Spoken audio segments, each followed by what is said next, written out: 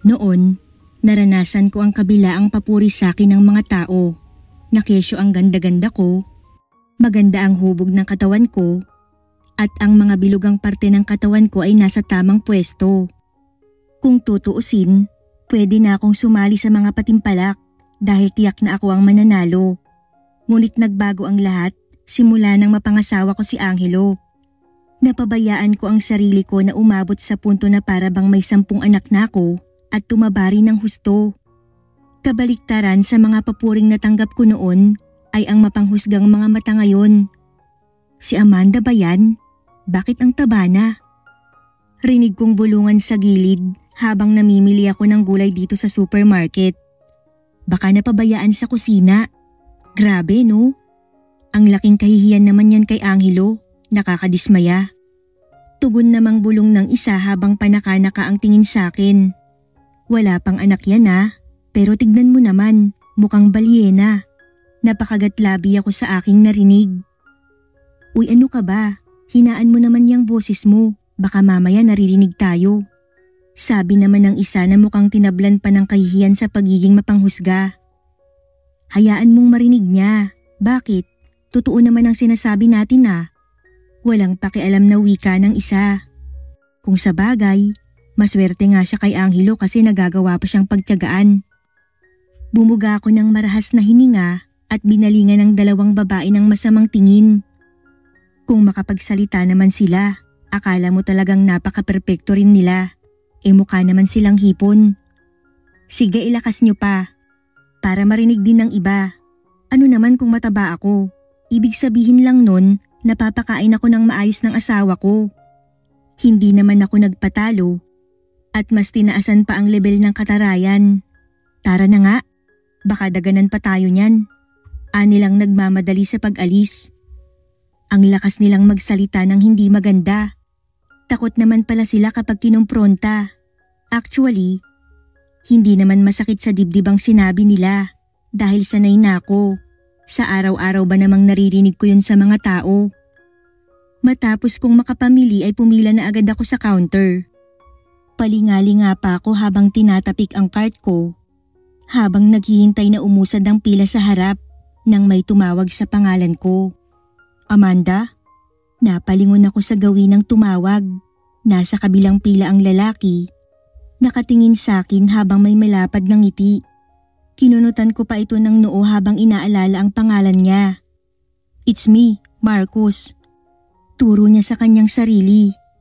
Lumiwanag ang mukha ko nang maalala siya. Dati kong manliligaw ang lalaki. Magkaribal sila ni Angelo. Ngunit nang pinili ko ang asawa ko kesa sa kanya, ay nabalitaan ko na lang na nagpakalayo siya. Simula noon, hindi na kami nagkita pa. Marcus? Nakangiti ko namang ulit sa pangalan niya. Oo, ako nga. Ang tagal na rin nating hindi nagkita. Wanna catch up? Kasual na tanong niya, umaasang sasang-ayon ako sa gusto niya. Hindi rin naman ako nagdalawang isip dahil kaibigan pa rin naman ang turing ko sa kanya. Kaya para sa akin ay walang mali siya yun. Hinintay niya ako sa labas pagkatapos niyang magbayad ng mga pinamili. Ilang minuto rin akong nakapila dahil sa haba nito. Ngunit kahit ganon, hindi nainip si Marcus na hintayin ako. Dati pa man ay ganoon na talaga siya. Mahaba ang pasensya niya at talaga namang matyaga akong maghintay. Pasensya na Marcus, medyo mahaba kasi ang pila. Katwiran ko. Ngunit sinalubong lang niya ako ng malapad ng ngiti. Ako na ang magbubuhat ng mga pinamili mo. Presinta niya at inagaw sa akin ang 2 paper bag bago pa man ako makaangal. Hindi ka pa rin nagbabago, napaka-gentleman mo pa rin. Napapailing at nakangiting po na ako. Yun naman ang pinagkaiba nila ni Angelo. Kung ang asawa ko ay lamang sa itsura, si Marcus naman ay bawi sa ugali. Saan mo gustong kumain? Libre ko. Tanong sa akin ni Marcus. Sa fast food na lang, ginugutom na ako Natawa si Marcus sa sinabi ko, ngunit hindi nagsabi ng anumang ikasasakit ng damdamin ko. Buti nakilala mo pa ako sa ganitong itsura ko. Biro ko sa kanya. Usually kapag tinatanong ko to, laging response ng mga tao ay dahil agaw pansin ng size ko. Nakulang na lang ay pumutok ang butones ng pants ko. Kaya naman ay nakagawian ko na talagang magtanong ng ganito dahil gusto ko lang malaman kung lalaitin ba nila ako o iko-compliment. Nag-uumapaw kasi ang kagandahan mo, sa halip ay sagot ni Marcus. Expected ko man na magagandang salita talaga ang lalabas sa bibig niya, ngunit umaasa pa rin ako na makakarinig ng pangdadown sa kanya. After all these years, maging sa pagre-reject ko sa kanya ay hindi man lang yata siya nagtanim ng sama ng loob. Ang akala ko sasabihin mong nag-uumapaw tong katabaan ko. Pabiro kong sabi na ikinasimangot niya. Masyado mo namang nilalait ang sarili mo. Actually, pagkakita ko sa'yo, nagulat lang ako. Size lang ang nagbago sa'yo. Pero bagay mo naman. Mas maganda nga yung katawan mo ngayon. Patunay lang yan na naaalagaan kang mabuti ni Angelo. Napaisip ako sa sinabi ni Marcus. Naaalagaan nga ba akong mabuti? Kasi sa pagkakatanda ko, puro pag-overthink ang binibigay niya sa akin. Kaya madalas akong mag-stress eating. Kaya ito ang naging resulta ng katawan ko. Ngumiti lang ako sa sinabi niya dahil hindi naman tamang pati yung relasyon ko ay ikukwento ko pa sa kanya. Ako na ang o-order. Maghanap ka na lang ng mauupuan natin. Wika ni Marcus. Tinanguan ko siya bago ako umalis at naghanap ng mauupuan namin. Sakto namang may dalawang bakanting upuan sa gitna kaya dumiretso ako roon at hinintay na lang ang pagbalik niya. Ilang minuto pa nang dumating siya dala ang mga in-order niya. Let's eat. Siya nga pala, nakalimutan kong itanong. Hindi ba magagalit ang asawa mo na ako ngayon ang kasama mo? Naalala ko lang kasi na napakaseloso niya dati. Wika ni Marcus. Hindi yun magagalit. Wala na ngang pakialam yun kahit sino ang makasama ko. Tugon kong sabi at nagsimula ng kumain. Mabuti naman at nabago niya ang ganong ugali. Wala namang kaidi-idiyang komento ni Marcus. By the way, may asawa ka na ba? Pag-iiba ko ng usapan. Wala pa. Hindi ako makamove on eh. Pabirong sabi ng lalaki na bahagya kong ikinailing at ikinatawa. Huwag mong sabihing hanggang ngayon hinihintay mo pa rin ako. Pangangantyaw ko. Pakunwari siyang nag-isip habang may nakapaskil ng ngisi sa labi. Alam mo, gutom lang yan. Hindi na tayo 23 years old. 30 na tayo, Marcus. Pagdidiinan ko pa. Ikaw lang naman itong nagbibigay ng mali siya. Pero wala pa talaga akong asawa. Wala akong matipuhan eh. Tumatawang depensa ni Marcus. Nga pala, ilan na ang anak niyo ni Angelo? Tanong pa nito. Wala eh. Maikli kong sagot at bahagya kong itinawa ang pagkadismayang nadarama. Pagkatapos ng kasal namin, doon ko lang nalaman na ayaw niyang magkaroon kami ng anak. Mas gusto niya yung kaming dalawa lang. Ayaw niya kasi sa mga bata, sakit lang daw sa ulo. Hindi na napigil ang kwento ko. Dahil na rin siguro sa hindi ako sanay magtago ng mga bagay-bagay kay Marcus kasi alam kong mapagkakatiwalaan ko siya.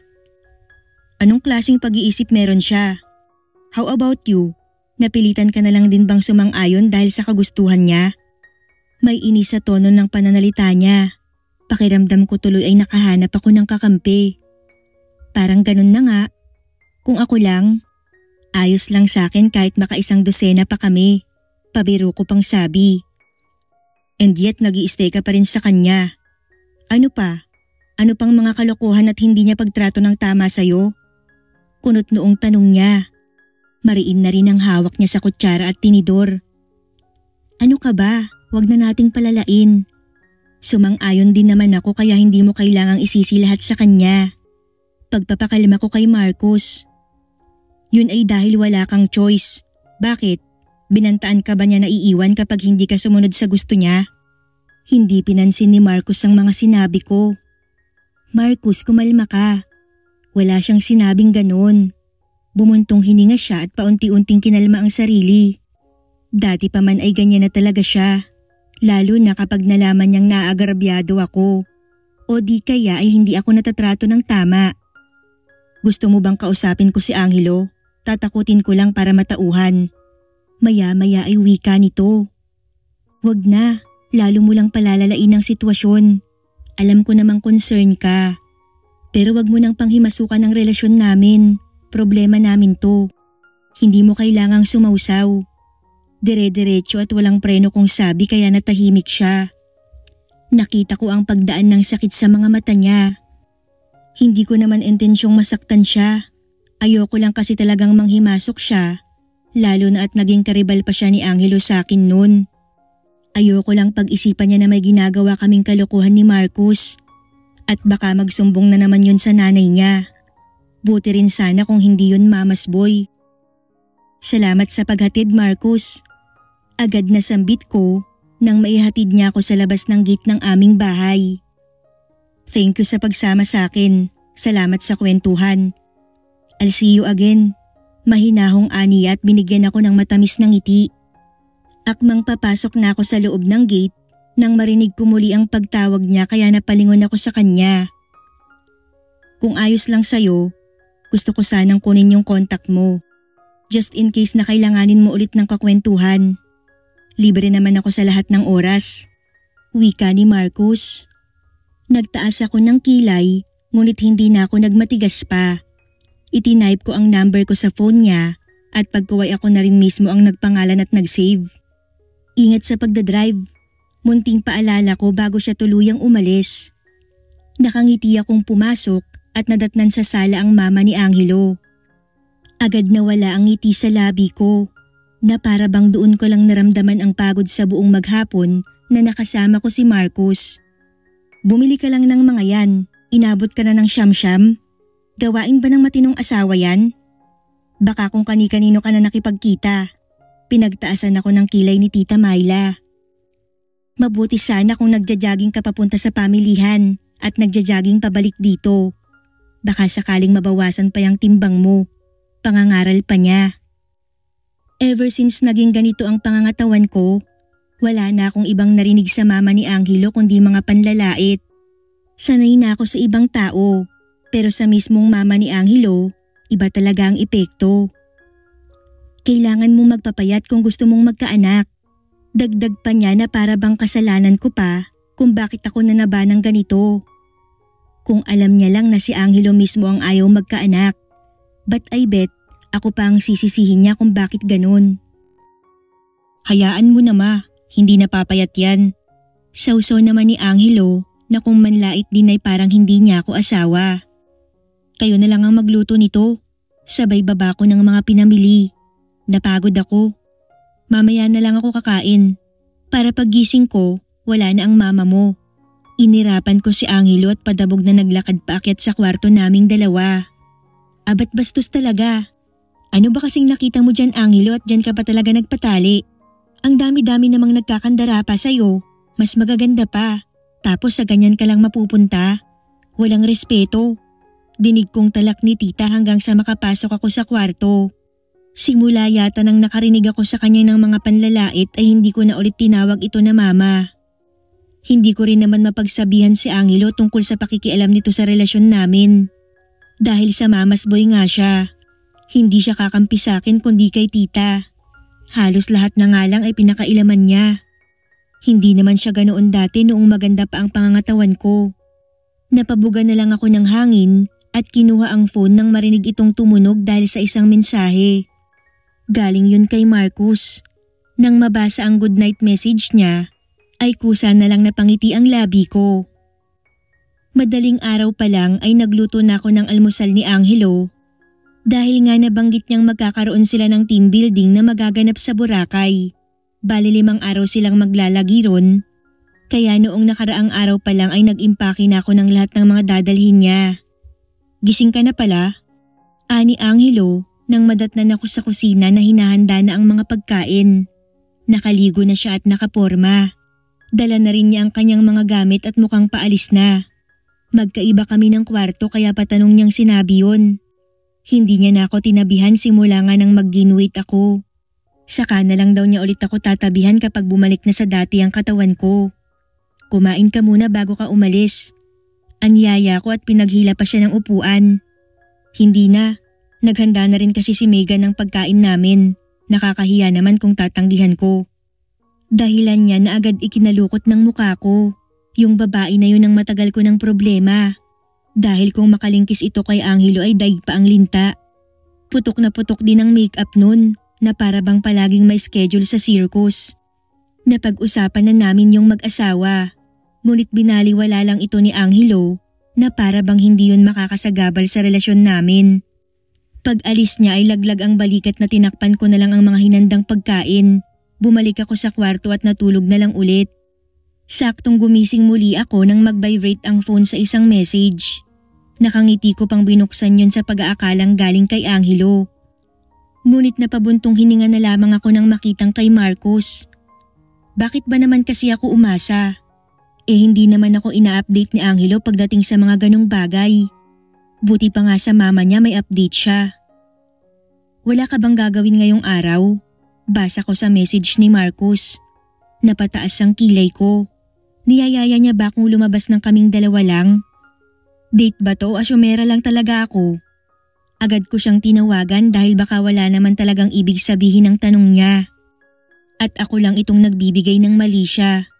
Nakakatatlong ring pa lang ay sinagot na agad niya. Ang bilis ah. Nakaantabay ba siya sa reply ko? The thought of it made me smile. Wala naman. Bakit? Tanong ko sa kanya. Birthday kasi ng mom ko. Gusto sana kitang imbitahan. Nasabi ko na rin naman kay mami. Matagal ka na niyang hindi nakikita kaya inuudyok niya akong papuntahin ka. Pakiramdam ko ay namula ang magkabilang tenga ko. Hindi ko alam kung paano ko haharapin si tita dahil nakaramdam ako ng hiya sa lagay ko. Hindi rin naman ako makakatanggi dahil nahihiya rin ako. Okay, pupunta ako. Total wala rin naman si Angelo dito. Maiinip lang din ako. Pagpayag ko naman. Same address pa rin ba kayo or nag-iba na? Tanong ko pa dahil balak ko sanang ako na lang ang kusang pumunta. Susunduin na lang kita para hindi ka na mag-commute, insist ni Marcos. Napakagat ako ng pang-ibabang labi. Kung ituring niya pa rin ako ay para bang napaka-espesyal kong tao. Hindi na rin ako nakatanggi dahil alam namin pareho na ipagpipilitan niya ang gusto niyang mangyari. Nakaayos na ako nang saktong dumating si Marcos. Agad akong kumaway nang masulyapan ang mukha niya paglabas ko ng gate. Wow, wala ka pa ring pinagbago. Angat na angat pa rin talaga yung ganda mo. Nakangiting puri niya na inirapan ko. May diferensya ba ang mata mo? Anong walang pinagbago? Kita mo nga, ang taba-taba ko. Walang preno ko namang sabi. Noon pa man kasi talaga ay walang pakialam si Marcos sa itsura ng isang tao. Mataba ka man o payat, basta mabuti ang puso mo ay walang problema sa kanya. Ano ka ba? Masyado mong dinadaw ng sarili mo. Ganyan ba ang pinaparamdam ng asawa mo? Kung ganyan ang pinaparamdam ni Angelo sa'yo, iwan mo na. May bahid ng iritasyong tugon niya. Hindi ako nakasagot, ni hindi ko nagawang ipagtanggol ang asawa ko dahil totoo naman ang sinabi ni Marcos. Ayan ka na naman, tara na nga at baka malate pa tayo. Yaya ko na lang sa lalaki. Aagawin talaga kita sa kanya kapag nalaman kong pinapabayaan ka lang niya. Seryoso ako, Amanda. Lakas loob niyang sabi nang nasa biyahe na kaming dalawa. Bahagya pa akong nasa mid dahil hindi ko alam kung ano nga ba ang magiging reaksyon ko sa sinabi niya. Sa unang pagkakataon kasi ay parang nakahanap ako ng kakampi na kayang-kaya kong ipagtanggol. Salamat.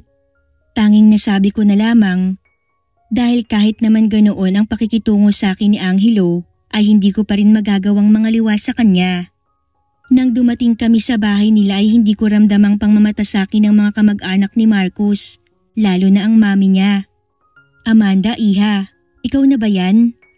Ang ganda mo pa ring bata ka. Mabuti naman at nagkalaman-laman ka na. Mas bagay mo ang ganyang katawan. Puri ni tita na ikinangiti ko ng malapad. I told you, bulong naman ni Marcos sa gilid ko. Hindi ka naman sobrang katabaan. I'm surprised na may shape pa rin ang katawan mo. Natutuwa pang sabi ni tita. Kaya napapakamot na lamang ako sa batok dahil sa hiya. May asawa ka pa rin ba? Kung hiwalay na kayo, ibibigay ko na si Marcos sa'yo. Pabiru pang ani tita. Ma'am, natatawang pigil ni Marcos sa ginang. Meron pa po. Sagot ko naman. Sayang naman.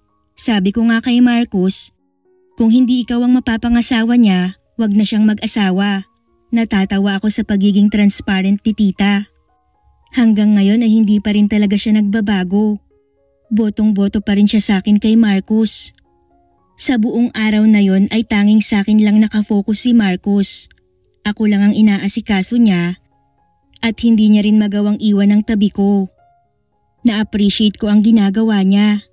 Pero kung si Angelo siguro ang nandito, kanina pa ako nakatanga rito dahil iiwan at iiwan niya ako. This is what I longed for. Ang maasikaso at tratuhin ng tama. Dahil si Angelo ay sa una niya lang talaga nagawa. Thank you, Marcus. Nag-enjoy ako, especially sa company ni tita. Nakangiti akong humarap sa kanya. Napaatras ako at nanlaki ang mga mata sa gulat nang bigla na lamang niya akong halikan sa labi. Marcus, kapos sa hiningang sambit ko. Malakas ang kabog ng dibdib ko at ramdam ko ang pag-akyat ng init sa buong muka ko.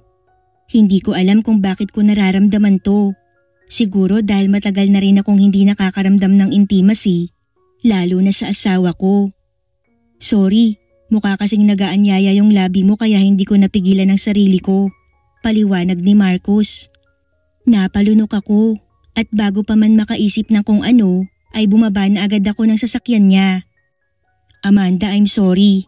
Nadala lang ako ng emosyon ko. Bumaba din siya ng kotse at agad niyang hinawakan ng braso ko. Marcus, may asawa ako. Ayoko nang maulit pa to. Bumuntong hininga na lang ang lalaki at tumango bilang sagot. Sa nakalipas lamang na 5 araw na wala si Angelo, ay naging mas malapit ako kay Marcus. Siguro, hinahanap-hanap ko ang init ng katawan ng asawa ko na hindi niya maibigay sa akin. Kaya kay Marcus ko hinahanap. Simula kasi nang mahalikan niya ako, hindi na yun nawala sa isip ko para yung gayuman na hinahanap-hanap ko. Pansin ko rin na simula nang makauwi si Angelo ay palagi na lang siyang late umuwi ng gabi. At kapag naman may time na nasa bahay lang siya ay panay phone lang ang inaatupag niya. Wala na siyang oras para sa akin at para na lang akong hangin kung kanyang ituring. Maayos pa ba ang relasyon niyo ni Angelo? Tanong ni Marcus sa akin. Nagkibit ako ng balikat at inabala ang sarili sa hinahanda kong merienda. Nagpasama kasi akong lumabas ngayon dahil gusto kong maliwanagan ang utak ko. Ngunit dahil sa biglaang pag-ulan ay napagpasyahan naming tumambay na lamang muna rito sa kondo niya. I don't think so. Sobrang layo na ng loob niya sa akin. Honest ko namang sagot. Hindi na ako naglilihim kay Marcus tungkol sa relasyon naming mag-asawa. Kapag may away kami ni Angelo, sa kanya ako tumatakbo. Si Marcus ang nakakaintindi sa akin maging sa mga pangangailangan ko. That's what I told you. Hiwalayan mo na kasi. Muling dinumog ng malakas na kabog ang dibdib ko, lalo na nang dahan-dahan siyang naglakad sa likod ko at pinalibot ang braso sa bewang ko.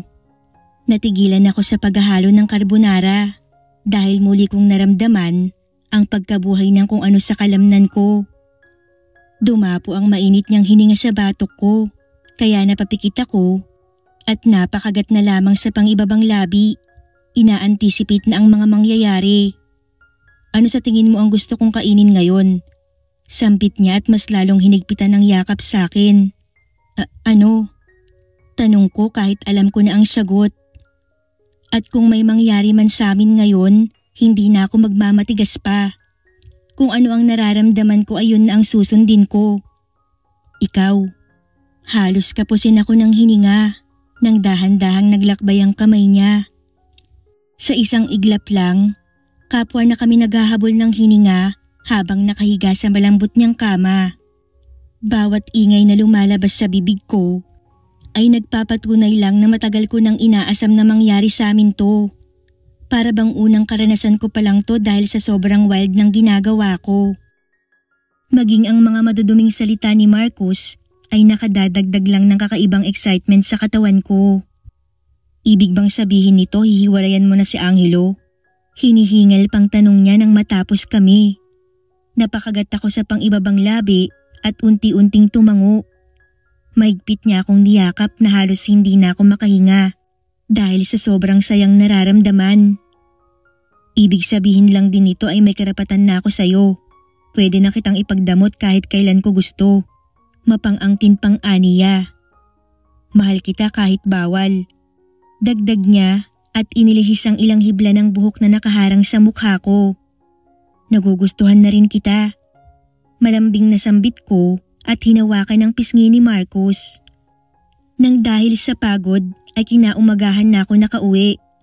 Akmang bababa na ako ng sasakyan ni Marcus nang makita namin pareho na lumabas si Angelo kasama ang pamilyar na babae sa gate ng bahay namin.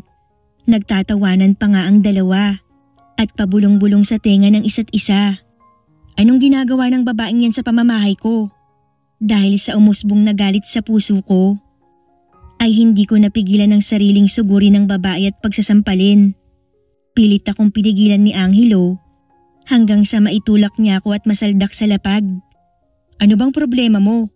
Sigaw niya at pinrotektahan ng babae. Dali-dali naman akong dinaluhan ni Marcus at tinulungang makatayo. Sinasabi ko na nga ba? Ano, nagkakamabutihan na kayo ni Megan sa kama? Galit na bulyaw ko at sinubukan muling sumugod ngunit pinigilan na ako ni Marcus. Amanda, kumalma ka. Ani at hinawakan ng nanginginig kong mga kamay. Tumawa ng mapang-asar si Angelo nang makita ang kamay namin. Kasalanan mo rin naman kung bakit ako naghanap ng iba. Bukod sa nahihiya akong ipagmalaki ka, wala na akong nikatiting na nararamdaman sa'yo. Alam mo, tama si mama. Dapat dati palang iniwan na kita. Nasaktan ako sa mga binitawang salita ni Angelo. Binigay ko sa'yo lahat tapos ito ang mapapala ko. Puno ng hinanakit kong sambit. Anong magagawa ko? Sakto nandito na rin lang naman tayo. Sasabihin ko na ang totoo. Nabuntis ko si Megan. Pananagutan ko siya pati ang bata. Maghiwalay na rin tayo. Matapang nitong sambit. Binitiwan ni Marcus ang kamay ko at mabilis na nagpakawala ng suntok sa mukha ni Angelo. Dapat hindi ko pinaubaya si Amanda sa walang kwentang tao na katulad mo. Puno ng panggagalaiting ani Marcus sa mukha ni Angelo. Kahit mabigat ang dibdib ko dahil sa mga nasaksihan at narinig, ay naglakas loob pa rin akong patigilin si Marcus sa pambubugbog kay Angelo. Marcus, tama na. Pigil ko rito. Bakit ba kayo galit na galit? Mukhang hindi lang naman ako ang may kasalanan dito. Kayo rin. Paninisi pa ni Angelo. Sabi ko na nga ba, maghahanap siya ng pwede niyang isisi sa maling ginawa niya. Tama ka. Maghiwalay na tayo. Walang emosyon kong sabi. Ngumisi siya at tumayo kaya agad siyang dinaluhan ni Megan. At dahil hiwalay na tayo, makakaalis ka na rin sa pamamahay ko. Marcus, tulungan mo nga akong itapon ang lahat ng gamit niya. Dahil sa sinabi ko, agad na nag-iba ang timpla ng mukha ni Angelo. Kumalag siya sa hawak ni Megan at agad hinawakan ng kamay ko. Teka Amanda, baka pwede pa naman natin itong pag-usapan. Ako naman ngayon nang ngumisi at tinanggal ang mahigpit niyang hawak sa braso ko. Wala na tayong dapat pag-usapan. Ang lakas ng loob niyang bumuntis ng iba. Samantalang akong asawa niya na gustong magkaanak, hindi niya mapagbigyan. Lumalabas lang na ayaw niyang ako ang maging nanay ng magiging anak niya dahil kinakahiya niya ako. Sa totoo lang, hindi rin naman ako mangangaliwa sa kanya kung hindi niya pinaramdam ang mga ganong bagay sa akin. Alam kong mali pa rin ang mga nagawa ko, pero at least nabawasan ang guilt na nararamdaman ko. Pagkatapos ang lahat ng nangyari ay nag-file ako ng annulment dahil sa kapabayaan niya. Unti-unti kong nabuo ang sarili ko sa tulong ni Marcus. Ang lalaking kaya akong ipagmalaki at tratuhin ng tama. Ilang araw ka nang walang gana. May problema ba? Hindi ka na nasisiyahan sa ginagawa ko? Puno ng pagtatampong tanong ni Marcus. Dahil nitong mga nakaraang araw, ay wala talaga ako sa mood makipagbakbakan sa kanya. Nasasarapan naman, pero wala talaga ako sa mood, Marcus. Pagsasabi ko ng totoo. Sumimangot siya kapag ko ay nag-isip ng mga posibleng dahilan. Ilang saglit lang, napatayo siya habang nanlalaki ang mga mata. Animoy may brilyanteng pumasok sa kukote niya. Magpa-check up ka. Utos nito sa akin. Ha? Bakit? Wala naman akong sakit. Dahilan ko naman dahil naguguluhan sa inaakto niya. Basta, nakangiting wika ni Marcos. Nang marating namin ang OBGYN ay saka ko lang naintindihan ang ibig niyang sabihin. Umakyat ang excitement sa katawan ko at para akong nabuhayan dahil sa antisipasyon na nararamdaman ko. May mga test na ginawa sa akin kaya kabado kaming naghintay ni Marcos ng resulta. Congratulations mister, 3 weeks ng pregnant si Mrs. Sa sinabing yun ni doktora ay bumuhos ng sobra ang luha ko. Dahil nagkatotoo na ngayon ang pangarap ko na magkaroon ng anak at ng masayang pamilya na hindi ko man lang naranasan kay Angelo. Magiging tatay na ako. Natutuwang sigaw ni Marcos at mahigpit akong niyakap. Para sa akin ay sapat na to. Sapat na ang buhay ko na kasama si Marcos. Sa totoo lang, hindi ko inaasahang kami rin pala ang magkakatuluyan sa dulo. Tadhana nga naman ay talagang mapaglaro. Hinayaan niya muna akong makaramdam ng pasakit bago pinala sa pangsarap sa dulo. Narealize ko na ang tunay na pag-ibig ay hindi ka uudyuking magbago. Dahil kahit ano ang maging itsura mo, ano man ang maging physical appearance mo, sa paningin ng tamang tao, wala kang pagkukulang dahil perpekto ka.